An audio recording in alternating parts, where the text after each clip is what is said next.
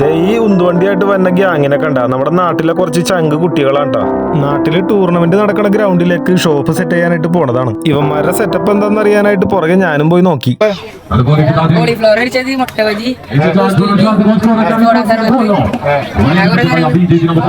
ഈ കാണാനാണ് ഇവന്മാരുടെ വണ്ടി. 3 വീലിലാണ് ഇവര് വണ്ടി സെറ്റ് ചെയ്തേക്കണത്.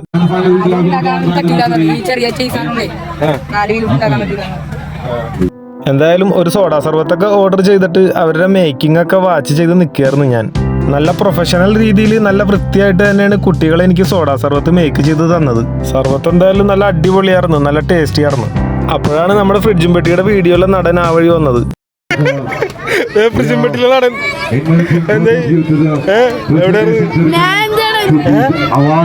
എവിടെയാണ് നിന്നെ കാണാറില്ലല്ലോ? ഫ്രിഡ്ജും പെട്ടിയായിട്ട് പോയിട്ട് മീനൊക്കെ ഉണ്ട്. വലുതായ അപ്പോഴേക്കും നമ്മുടെ പെറ്റ് സൈക്കിളിന്റെ സബ്സ്ക്രൈബേഴ്സ് കുട്ടികളൊക്കെ അത്യാവശ്യം കുറെ പേര് വന്ന്, പിന്നെ എല്ലാവർക്കും ചായയും സർവത്തും കോളിഫ്ലവറൊക്കെ മേടിച്ചു കൊടുത്ത് എല്ലാവരും ഹാപ്പി ആക്കിയാണ് വിട്ടത്. എല്ലാ വെക്കേഷൻ ടൈമിലും മൊബൈലിൽ നോക്കി കുത്തിയിരിക്കാണ്ട് ടേബിളും ചെയറും ഇട്ട് ചെറിയ സെറ്റപ്പിൽ കച്ചവടം ചെയ്തുകൊണ്ടിരുന്ന ഈ കുട്ടികളുടെ ഈ കാണുന്ന കിയോസ്ക് സെറ്റപ്പിലേക്കുള്ള വളർച്ച എനിക്ക് വളരെ സന്തോഷം തോന്നി. അപ്പൊ ഓക്കെ, ബൈ.